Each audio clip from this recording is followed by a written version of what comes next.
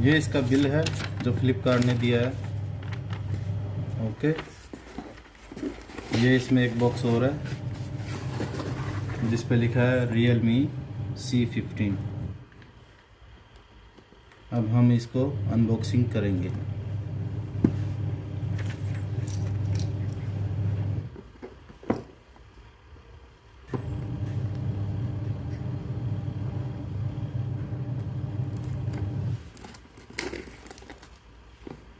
ये देखिए,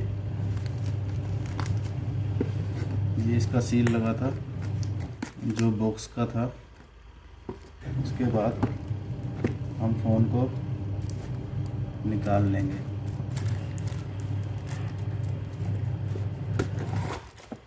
ये देखिए, जो आ गया है Realme C15। यो है फ़ोन।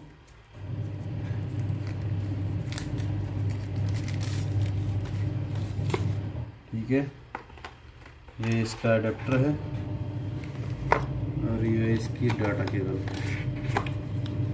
सिर्फ ये दो चीज़ें मिली है इसके साथ।